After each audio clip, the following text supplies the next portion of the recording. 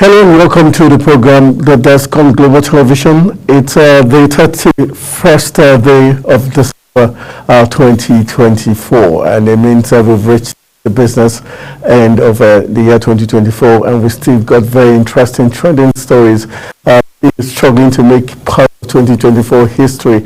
And on today's edition is no different. We look at issues from the global perspective down to the national levels. Get you up to speed with what's happening in the country of South Korea. Just to let you know that the South Korean court has issued an arrest warrant for impeached and suspended President Yoon Suk-yeol. Investigators said on Tuesday over his short-lived bid to impose martial law. So that's one of the big stories happening in the Asian community. My name is Anthony Momodi. Welcome to today's edition of the program, The Desk. We'll be looking at other issues making the rounds across the board, especially in Nigeria, where we have some very big topical issues making the round as ex-president Olusegun has a very strong word where he says that he has attributed Nigeria's current challenges to both the actions of its leaders and followers, saying that, however, that Obasanjo urged Nigerians to remain hopeful and not lose faith as the new year begins in the next 24 hours. He says despite the difficulties facing the country,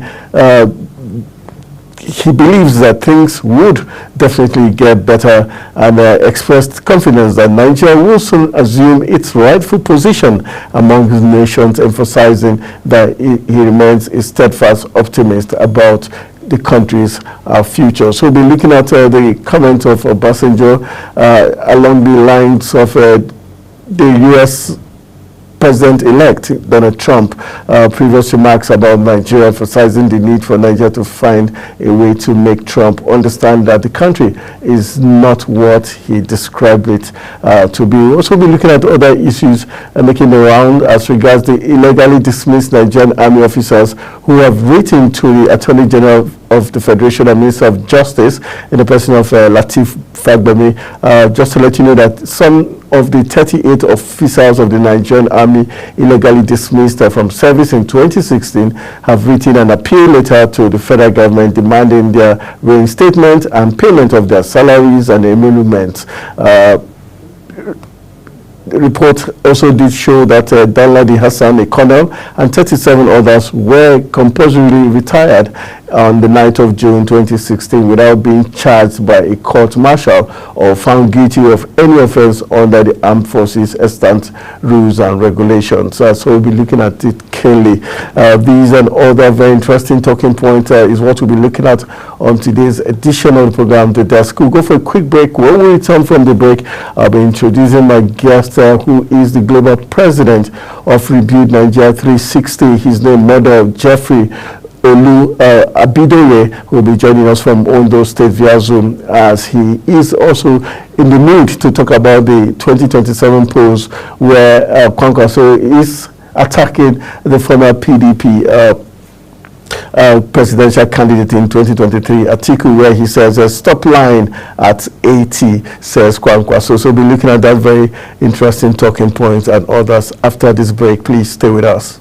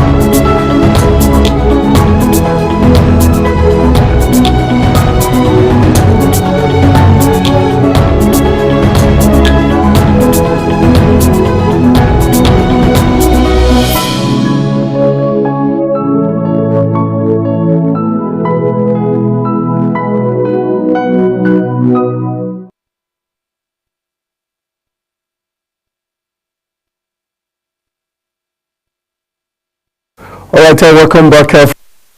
Now time for us to hit the discuss button as we get into gear to look at issues from very balanced perspective. I told you my guest is no other person but the global president of Rebuild Nigeria 360 and the president of Mother, Jeffrey Olu Abidoye, who is joining us via Zoom from Ondo State to help us look at issues making the rounds. And good evening. I want to say thank you very much for joining us on the desk. Well, thank you for hearing me. And thank you for having me. Good evening, everybody. Good evening, Nigeria, and Happy New Year in advance. Same to you. All right, let's begin our conversation from what the former president, Olusegun Obasanjo, has attributed Nigeria's current challenges to both the actions of its leaders and followers' contribution. Obasanjo urged Nigerians and not lose faith as the new year begins. That's why the difficulties facing the country. But he made a very important point where he says Nigeria must accept the fact that America is the greatest country in the world, and we would need to do business with them, and it behoves on Nigeria to change the mindset of President-elect Donald Trump, that what he thinks of Nigeria is not where Nigeria is. How big a task is this, and is he right to say we must, tour along with the Americans? Well, thank you so much. I with due respect to the person and the personality of the former head of state and former president of the Federal Republic of Nigeria, in the status and the caliber of Obasanjo today, you have just two Nigerians who are that lucky in history.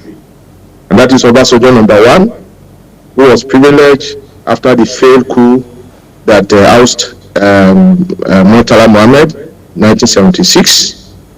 And by extension, Obasanjo became an accidental head of state. He did that for 3 years before he handed over to Shagari in 1979.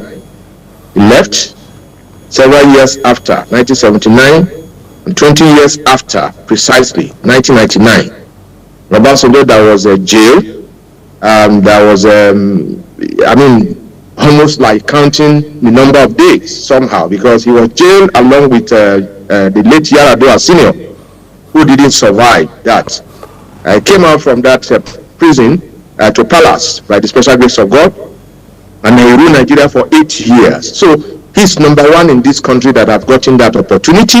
In recent time too, another person that was that privileged and that lucky is the past immediate president, Muhammadu Buhari, who too took over through coup from IBB, and then later, several years after, he was ousted and all that, and several after, that, contested right from 1999 and all that. He didn't give up until the fourth time before he was able to pick it up in 2015, until he ruled for 8 years. So we have just two like them, in that caliber and in that status in Nigeria and even in Africa today somehow. And so Obasanjo is among one of the privileged and the luckiest, black, president or head of state we have in Africa today. The point I'm making in essence is, if you add that 3 years plus 8 years that he had, a lot will have happened, and all that. And without prejudice, he gave his best, but the best is not good for us at all in this country. 8 years sufficient for him to lay solid foundation. And then every success without a successor is a failure. And so the succession he had wasn't strong enough to sustain 25 years that we are looking at now, which he piloted from 1999 to 2007, was sufficient enough for Nigeria. 25 enough was sufficient, because if we check it to Japan, after the bombing of Hiroshima and Nagasaki in 1945, 25 years after, from the rubbles of the war and then the atomic bomb of the Hiroshima and Nagasaki by America and other allies and all that, Japan rose from that hopelessness to become one of the biggest and the strongest economy in the world and all that. So what I'm saying in essence is a certain statement that Obasanjo, former president, is making recent time, for me, I'm not comfortable with it. What he should be doing, the part I expect him to do now, is the part of an elder who have had the opportunity or putting Nigeria on the path of greatness, but Obasanjo didn't do it well. This is the truth. It's our father, with due respect. So you should talk less. What you should be doing now, personally for me, as somebody who have had the chance and the opportunity of a lifetime twice in this country, it should talk less, it should criticize less, it should be, be in the forefront now to mobilize, one, to apologize to the younger generation, people like us, that he has not led us well. 8 years is strong and is solid enough, because IBB, Buhari and the rest of them were Obasanjo's boys in the military. So for that 8 years, he has everything going for him to actually restructure, to reposition, to transform, to reposition, and to reform Nigeria. For instance, 8 years, we know how many billions are gone into, the energy sector, the power sector, in billions of dollars. But up to now, Nigeria is still struggling. So the point I'm making in essence is the idea of comparing us with America. We are an independent nation, for crying out loud. For instance, the South Korea today and Nigeria, it was the same time when we were building Ajakuta Steel Rolling Company that South Korea was building their steel plant. Ajakuta Steel Rolling Plant up till now is not functioning. 8 years of Obasanjo, they could not revive it. It is an irony of fate. It is appalling. It is irritating. So it is something that is disheartening to us. After that, South Korea built 4 additional, rolling mill, steel, and all that. And look at where South Korea is today. It's among the strong economies, strong nation, whichever way, whether in the military mind, whether in socio-economic, whether in whatever parameter you want to use today. We are not in the same level with them. So for me, the 25 years that we've seen right now was started by Obasanjo. We do respect. But there is little that we can show for it today. Today, Nigeria is still struggling. So what I'm saying in essence is, Baba Obasanjo should now be leading, going around Nigeria, and begin to apologize to the younger generation, and let's see how we can begin to raise hyper-resourceful, visionary, purposeful leadership. A new generation that he should begin to, tell us that, well, I admitted openly, because up to now he has not admitted. Up till now, he has not apologized that he had the opportunity of a lifetime, and all that, to change and to put Nigeria on the path of greatness and all that. His contemporary was the man that died yesterday or Sunday, Jimmy Carter, who was the former president for 4 years or 8 years in America and so on. We all know what the legacy left behind and all that. So for me, without prejudice, Baba should talk less in terms of criticizing, in terms of, if he must criticize, he must be be constructive, he must be objective, he must be fair. Any other person should talk better than him, because he had the opportunity twice. And what we had of him is not the best that Nigeria should be having. Whatever parameter you want to use, whether socioeconomically, whether in the key sector of our national life. So the point I am making in summary is that Baba should criticize less. He should not compare with America. We are an independent country, for crying out loud. We might not be where we think we ought to be, but we are no more where we used to be. We are not progress. But do you agree with him that the leaders and followers have a role to play in the situation Nigeria is right now? And do you also agree with him that we need to lobby Donald Trump to see Nigeria differently? Why do we need to lobby Donald Trump? Donald Trump that make very costly, very careless, and unfortunate statement calling us shitos. Lobby him for what? What do we need from America? We should be able, at this point in time, be able to stand on our feet. One of the head of state in this country that called the blow for some of this strong economy was Abacha. Okay, you get what I'm saying? So we should stop going cap in hand to places like America. We can stand on our own with what the present government is doing under Bola Ahmed Tinubu, with very strong foundation, reform, policies that they are putting in place. They should look at key sector. We should by now there was a country. Okay, if DICON, what do you call it, the defense industry of Nigeria, if they've been doing well over the years, if the Anamco, in those days and so many other things, if our other key sectors are doing well, why should we be defending and go cap in hand to lobby for America? Lobby for what? What does America have that we don't have? Is it the human capital? We have better ones than America as we speak, regardless of which key sector, whether in the space technology, whether in medical, whether in engineering. The best of brains that America is using today is on record. They are Nigerians. America said Nigeria is the most educated, people, immigrant in America. So why should we be continually and perpetually be depending on them? They are the one that are dictating this dollar, all kind of things. They are the one behind the World Bank. We go cap in hand. Our people steal money here. They take it to America. They take it and be telling us nonsense. No. It's high time we close their bluff and do less in terms of over dependency on them. There's nothing that they are doing we cannot do. If we have let's move on to the next talking point on our desk this evening as we go into the military, where illegally dismissed Nigerian Army officers have written a petition to the Attorney General of the Federation and Minister of Justice, as some of the 38 officers of the Nigerian Army illegally dismissed from service in 2016 have written an appeal letter to the federal government demanding their reinstatement and payment of their salaries and emoluments.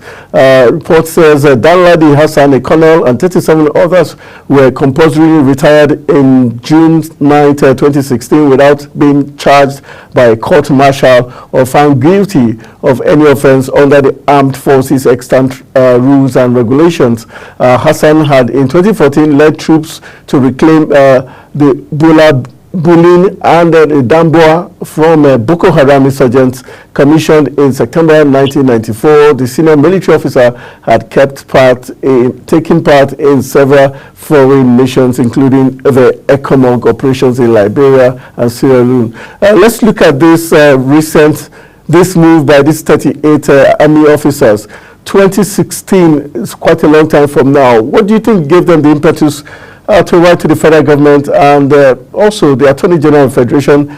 Do you think they're going to get justice? Well, sometimes it's often said that justice delays, justice denied. But many times, justice delayed might not be justice denied. It might be justice postponed. There was no way, because if you look at the circumstances surrounding their dismissal, illegal dismissal, they didn't follow the due process of the military court-martial. They were not given fair hearing. They were not even summoned to come and defend whatever allegation or what have you. They just sent them away because there was what I call connivance, and all that. They were becoming like a pain in the neck to those probably who are there at the end of affairs, who are doing a lot of unethical activities within the military at that time. You get what I'm saying? And that was why even the petition that they wrote, they were ignored. They were not given fair hearing. They were not dismissed. I don't even think that maybe the entitlement were paid to them or something of that nature. It is not done. That's unfair. But under this present administration, I believe that now following due process, having written to the Attorney General of the Federation, they will revisit their file. They will call for their case. It will be revisited. We have seen cases like that. They actually didn't stop when the government did not, give them fair hearing. They went to industrial court, National Industrial Court, and they get judgment. But the judgment was ignored because of the people in power. And you will recall that 2016 was in the heat of when there were so many allegations that people that were the Boko Haram, militants or insurgents, that they say that probably they have submitted their arms, and all that. They are born again. They now infuse them into the military. And that was why even, dealing with the Boko Haram at that time, because there were a lot of the Boko Haram militant people that were within the military. And that's why it was difficult for them to actually take that battle on at that time. But if you look at what is happening today, the Boko Haram now is being decimated on daily basis. The Israel is being decimated on daily basis. Is it the same military? We have the capacity. It's just because there were a lot of, conspiracy, connivance within the system at that time. That was why, the Nigerian forces suffer a lot of, casualties and defeat in the hand of Boko Haram. My question then was that, where is the barrack of this Boko Haram? Where is their cantonment? Where is their division? Where is their country? Where are they coming from? In a natural fact, they are like what we call a small fry for the Nigerian armed forces. In this situation, they could be smoked out within 6 months if the government really serious. It was Abacha in his day that any terrorism act that lasted for 3 months, the government of the day have a hand in it. And that's it. So the gentlemen that were illegally dismissed, that's why I said that justice delayed or denied at that time doesn't mean thank God, they say one of them is late, that died now or something. But the rest of them, I believe that under this present administration, they will have a fair hearing and they will be reinstated. These are people that, by antecedent, by track record, that have represented, stand in defending the territorial integrity of this country, represented Nigeria in ECOMOG in Liberia to restore peace and unity, represented Nigeria in Sierra Leone, represented Nigeria in Sudan. And so inside our own here, because some people feel that, they are like pain in the neck, they conspire against them, and then they were illegally dismissed or so many and all that. For me, I think it's a good development. And I know that this present administration, under the Bola Ahmed Tinubu, will revisit their matter, and then appropriate panel will be set up under the military law to look at their cases, for them to be invited, for them to face trial, and then I see them being reinstated. That's just the way it is. So I believe that it is justice delayed but postponed. They will get justice by the mercies of God, because that is not true fear for them in whatever case. All right. Recently, the Amnesty International had accused the Nigerian army, and in fact, the Nigerian army was taken to the ICC as regards, allegations against brutality and other infringement. The Nigerian army did file an appeal as regards this judgment that Colonel Hassan and 37 others got. And the Nigerian army, after filing that appeal, they lost. But still yet, the army did not respect the court order. Doesn't this further show the Nigerian army in bad light, regardless of how much the government tries to protect the Nigerian army's integrity? Well, I will always say this, that every empire has an expiry date. No kingdom lasts forever. The 8 years of Buhari came to an end in 2023. Some of the boys who probably seen that, they are this, they are that, where are they today? And so once we have the opportunity to be in strategic position of authority, we should be careful. We should be careful, because no matter how long you rule, you definitely, and whoever ride on mine will always die unsung. So that is just the way it is. So as far as I'm concerned, the ICC, International Criminal Court of Justice in Hague, and all that, for me in recent times, if you look at their activities, if you look at their bench warrant, if you look at the judgment and the way they are going, they are losing their steam. Because more often than not, it appears maybe they are dancing, to the tune of some invisible fingers, one way or the other. Okay? International Court of Justice should begin to see how they can collaborate with countries like Nigeria that is facing this Boko Haram, and all that, rather than to say our military men. Now what measure we what do you call it? What measure will the ICC now be measuring to what do you call it? The ISWA, the Lakurawa, what do they call them, and then the Boko Haram. These are people that are attacking our people, killing. Do you know how many of our soldiers that have died in the course of attack of Boko Haram, insurgency, and ISWA? We have lost quite some of the finest brains in this country to this. And so for ICC to just sit down in one corner and just be looking at Africa, why is ICC not targeting somebody like Putin, that just wake up one overnight and just want to take over by force, attacking Ukraine for almost 3 years right now? Do you know how many lives they have lost in Ukraine? Do you know how many lives we have lost in Syria? When the same Iraq, Russia, was backing that, they were financing and supporting the just, disposed and disgraced Syrian president, who was there for how many, almost 24 years. Syria used to be one of the most beautiful countries, and all that. But today, look at the place, destroyed. So what is ICC doing about somebody like that? What is ICC doing about somebody like the president of North Korea, that is just moving up and down, and without decency, without dignity, without discipline, and so many other things and all that. So for us, I believe that, look, we should stand on our feet as a people and as a nation. We are an independent country, and we are not just a small fry. We are a mega country in Africa. We are the giant of Africa. So our status, we must be respected.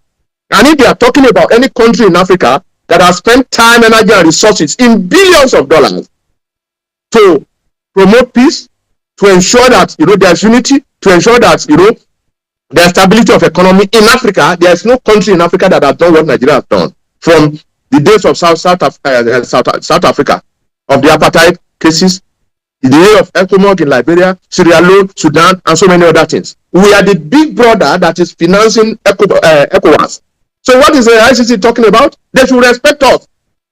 They shouldn't be commending Nigeria for what we are doing. How many of them can face what we are facing, and up to now we are still standing and all that kind of something? They are shouting on their own and so many other things. Our people, our leaders now will steal money from here. They take it to France, they take it to UK, they take it to America, and all those monies are there. They are not talking about all of those things, and they are talking about soldiers doing one thing or the other. So our soldiers to hold their hand. For me, I am fully in support that, look, we should be thinking, of looking inward to actually stand on our feet. If we actually measure, if we get the right set of people, the right set of leaders at strategic point in this country, in military, in armed forces, then in political leadership, in the corporate organization, and so many other things and all that, we can call the bluff of any country. We will depend less on them. What are they doing that we can't do? It's just the fact that we don't have strategic plan or rolling plan or sustainable government, that can move from one to the other. 25 years, like I said, if DICON is producing and we are in the space right now, if we are having every other thing that we need for the military, we have the might, we have the power, we have the men, we have the finance that anybody can think about in this world. So what I'm saying in essence is our leaders should begin to look inward. Let us do the right thing. We must encourage the military, both the Navy, the Air Force, and the Army. We must encourage the paramilitary to support them, to work with them, and let's smoke. The president is talking tough. That look, give me little time. This so Boko Haram, we are going to smoke them out of this country. We are too big for all these small cockroaches not be messing us up. Let's move to the next talking point on our desk this evening. We're looking at 2027, where the big talk is stop lying at 80. Kwankwaso blast Atiku. That's the very interesting headline story we got today. And the 2023 presidential candidate of the new Nigerian People's Party, Rabi Kwankwaso, has denied being part of a purported agreement by opposition leaders to work together for the 2027 elections. Kwankwaso said the camp of Vice President Atiku Abubakar told some northern religious and political leaders of an agreement involving him and the 2023 presidential candidate of the Labour Party, Peter Obi, to take turns at presidency from 2027. In an interview from the House of Service of Radio France International, 80s are as the foundation of the problems of Nigeria. What do you think about the statement of Kwankwaso? And is Kwankwaso so relevant or strategic ahead of 2027? Well, thank you so much. For me, Atiku is one of the luckiest Nigerian too. He worked at the custom, left the custom, went into business. This country has made them who they are today. All right? He's been in politics now since 1993. During the senior Yaradua, when they were contesting with Abiola, MK Abiola, and the rest of them, he has always been there.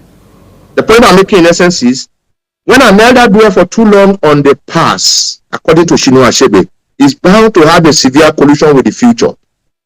An actor must learn to leave the stage when the vision is loudest. Atiku is gotten to the peak, as far as I'm concerned, with due respect. All right? As the vice president. He was being elected as the governor of Adamawa State in 1999. The man that was supposed to be recommended to be the vice president was Rimi, former governor of Kano State, by the party. Obasanjo bent backward to go and pick him as his running mate. The stories are there. We are a student of history. He became the vice president and all that. Within the next 4 years, Obasanjo left everything in his hand. He was ruling, he was clearing, doing so many things. He was so empowered to the point that Obasanjo was almost, being pushed out completely for second time. He has to prostrate. The records are there. And so, ever since, he's been struggling to be president. Is there any other thing that we don't know that he knows? It is not a do or die thing. At his stage by now, considering how good and how nice and how kind and how compassionate that Nigeria has been to the lives of Atiku, by now, Atiku should sit back to begin to promote younger element in the north. Even if the presidency is going to go to Muhammadu Buhari not giving up until he wins. No, that's a different ballgame altogether. You get what I'm saying? But Buhari have had it now. Ideally, on talking on equity, on fair play, on justice, the last election is Atiku supposed to contest. If Buhari too, from the north, contested and won, and just finishing 8 years, the thing should come to the south. You are not even supposed to throw in your car. That was why PDP had issues. The stories are there. It's something like I know that at the back of my hand. The point I'm making in essence is I could see desperation. He contested in 2019. After loss, he went to Dubai. He didn't come back. It was the lack of Wike that was building the party. You came back on the truth light of that election in 2023. You manipulated, you got the ticket. At the end of the day, we all know what happened. And the party, they set up a committee, a 19-man committee, that they should recommend his running mate. 14 out of the 19, headed by Sam, the former governor of Benue State. Recommended 14 of them signed that Wike should be picked as his running mate. He refused. He went to pick Okowa against 14 against 3 or 4 and all that. And that was it. And that was why some of the problem that the party had. The point I'm making in essence is Atiku is made already. He's been blessed beyond measure. He should bend backward now to begin to promote younger elements in the north. He should promote them at the political level. You should promote them at the economic level. You should promote them as support. You should be giving scholarship to ensure that the Alumojiris in the north, some of his brothers and sons and our brothers, they are also Fulani who are rearing cows all over the place. They should begin to build, schools for them, empower them. That is what I expect him to do. God has made him already. He's made. He should stop desperately looking for presidency. No. So the statement of Kwankwaso too, the two of them are, birds of the same feather. Jumping up and down in desperation of looking for presidency. It shouldn't be too. So the statement you make to him that telling him it's frantic is very objective to say, well, at your age of 80 years, you should stop telling lies. There's no any agreement anywhere. The point I'm making in essence is we are coming out boldly and very, very soon in this new year that we are entering. We should be telling the likes of Atiku and Obasanjo that look, you guys have gotten the best that you don't even merit in the first place in this country. But unfortunately, you could not put us on the path of greatness. Look at the National Council on Privatization under Obasanjo 8 years. The National Council of Privatization this in Nigeria that sold all our national assets. Who do they sell it to? They were to sell the security printing and minting where I worked. They were to sell NITED, they were to sell NEPA, they were to sell MPA, they were to sell Nigerian Port Authority. NS Dasuki was my MD when I was secretary and the head of the union in the mint. They were to sell the place. NITEL, with all their hazards across the country today, where is NITEL today? You can hear it. Meanwhile, MTN that is from nowhere, today, do you know how much billions of naira or dollar they are making annually? From the pot of soup that NITEL are prepared for them. NITEL should be competing. They should be the mother for them, for Glow for all of them and so many other things and all that. Now, there are questions that we are going to have them if they are still alive in future. All those assets that they sold, who bought it? The NEPA that they bought among themselves, our national asset, even up to now, they got it almost like free. They didn't pay. Today, they are not buying transformers. If you build your house now, you'll be the one to buy pole.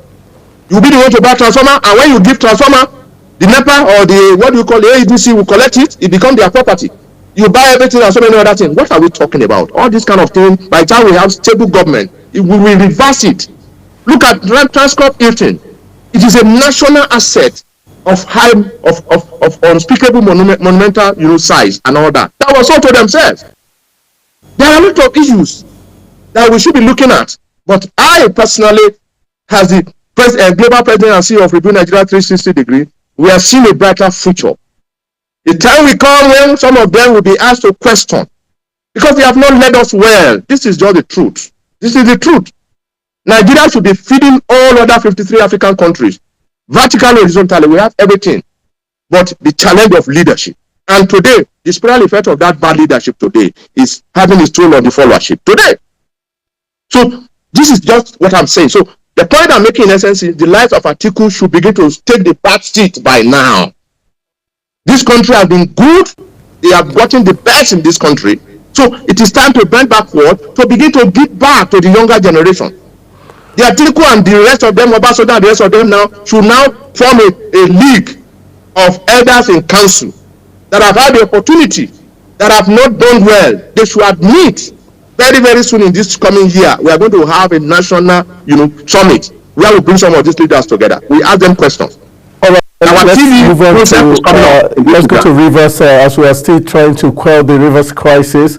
The big talk point is the fact that Governor Sim Fubara of Rivers State presented a 1.188 trillion naira 2025 budget proposal to the Rivers House of Assembly for approval. Meanwhile, the governor is waiting for a Supreme Court verdict on the validity of the 2024 budget. Most state lawmakers loyal to Fubara, predecessor Nelson Wike, are challenging the validity of the 2024 budget that Fubara presented to a 4-member assembly. Wike is now the FCT minister. He has been engaged in a protest with Governor Fubara.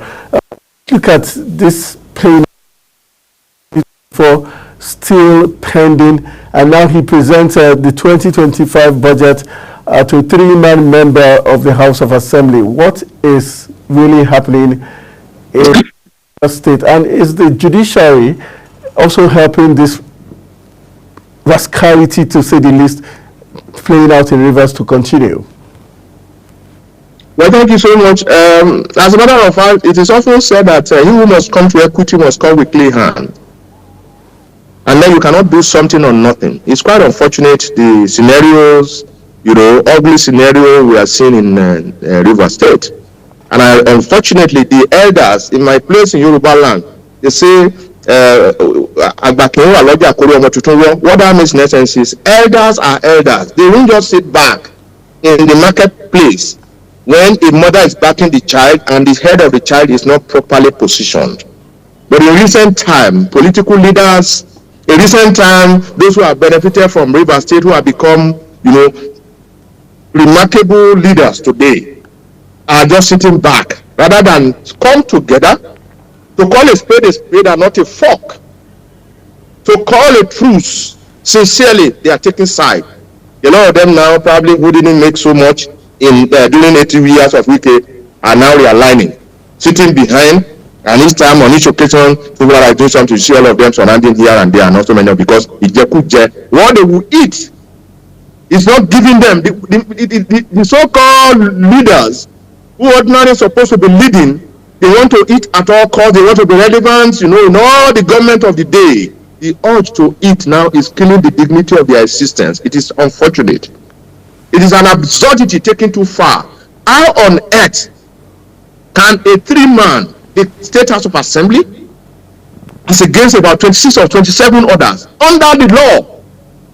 What does the law say? You must have 3/4 of the total number. So is 3 now the 3/4? It's not even up to 1/4. And so you presented the 2024 appropriation bill. That matter is still in court. It's in Supreme Court right now. Then you are presenting about 1.8 trillion. The People's Commonwealth, not Fubara's money, not the few psychophants and praise singers around him who are clapping for him. No. You see, all these things will come and go. Wike have done his 8 years. Is today not a governor. Fubara is there. So whatever he is doing right now will become an history very soon. So as a matter of fact, it's always good to stand for what is right at all times, because that is where we stand the test of time. So all this one that people are praising him, this and that, and all kind of, because of what they want to eat, and they cannot allow them to speak the truth. I expect the lives of the pioneer governor in 1999, Peter Odili. I expect the lives of Peter Odili is with Nelson Wike. They've been war of words lately. Sorry? I said Peter Odili and Nelson Wike, the FCT minister, have been having war of words lately. So do you think he'll be able to reach a truce when he's already fighting with the former governor of the state? Well, as a matter, that's what I'm saying, that some of them are taking sides. Okay. Peter Odili was 8-year governor from 1999 to 2007. So whatever that is going on right now, he should not take side. All he needs to do, if he can't do it alone, let him assemble other leaders. He could bring in former military governors of Rivers State. Rivers State is one of the richest states in this country. Rivers State has produced some of the best brain in this country. The lack of Kensaru and the rest of them, they are so rest in peace. Rivers, respectable high-wire, hyper-resourceful, respectable individual that they can bring together. I expect that they should not sit back and allow these atrocities, criminalities, and unethical conduct to continue. No, it shouldn't be. It should not be. They should call a spade, like I said. But unfortunately, the president brought them together and asked them to sign a peace accord and all that. They went back. Everybody is doing what it like or something of that nature. But I just believe that somehow, the role, the involvement that everybody play as far as this period is concerned, history will judge everybody. But as far as I'm concerned, it is criminal. What he's trying to do now is even heavier than the 2024 because this year 2025 budget is far higher than 2024. The matter is still in court. You have not sorted that out. Now you are presenting. It shouldn't be. It shouldn't. But is the court also making it easy by delaying a pronouncement on that case? Sorry? But do you think the court on their own part, the judiciary on their own part is making the issue easier, or they are trying to also seem to play a role to support the strangulation of the Fubara government, knowing fully well that the FCT minister has been dining and whining with those in the judiciary? Don't you suspect a foul play somewhere? The deliberate delay in making a pronouncement on that matter, knowing fully well that it's very key to the development and the running of state affairs?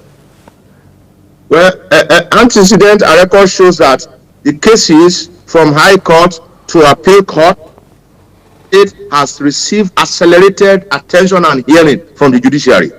When you compare other cases that have been there before their own. So without prejudice and with respect to the judiciary, you know what I'm saying? They have given accelerated hearing to Rivers State case. That's why the matter is, still in Supreme Court now. And I know that any man from now, it will definitely. There are some cases in Supreme Court that have been there for 3, 4, 5, 6 years. They don't even give them any hearing date or whatever. So I know for sure. So for me, we might not be where we think we ought to be. If you still compare the judiciary under the last administration plus, with this person war, today we have a CJN without prejudice that is standing uprightly. All right. And he has read the Riot Act. So many of the High Court judges have been dismissed, or some have been suspended as we speak right now, who conduct, unethical conduct in terms of embarrassment to the judiciary under the last administration and before now, and all that. All right? So there is no sector in Nigeria today that we can say, Rakadede. No. The judiciary is so pivotal, it's strict. But I know that it's a long haul. We are making progress. So I believe that soon and very soon, as we enter first quarter of next year, January or whatever, I'm sure that a clear pronouncement will be made on, the Rivers State. But I expect, because it's better to judge than to war. How can you say 26, you don't need them? No. Is it only 3? Now the 3, you present to the speaker. If the speaker travel, what happen? You have 2 members in the House of Assembly for Rivers State to determine the destiny of the entire Rivers State people on a budget for about 1.8 trillion. No, my brother. The world is just laughing at us now. It has become like a child's play. It's an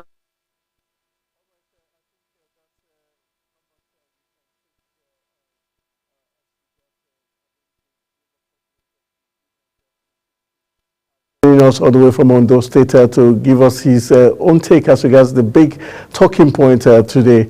All right, as we wrap up, let's just give you some update on some trending stories making the rounds in Nigeria, which hopefully in the next edition we might still have a say on it. We've got a former presidential special advisor on political matters, Babafemi Ojudu, has said President Bola Tinubu is not the right man to rule Nigeria at this point in time.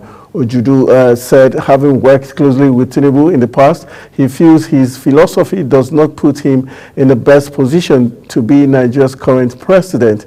He disclosed this while featuring on Edmond Obilo's podcast, State Affairs, on Monday evening. The former presidential aide also described former Vice President Yemi Osinbajo as a visionary.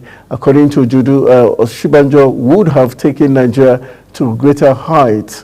All right, so that's one of the talking points. And just to add to some other trending issues, the big story about a federal high court in Abuja has okayed the Economic and Financial Crimes Commission FCC application to freeze 24 bank accounts domiciled in different banks over allegations bordering on terrorism financing.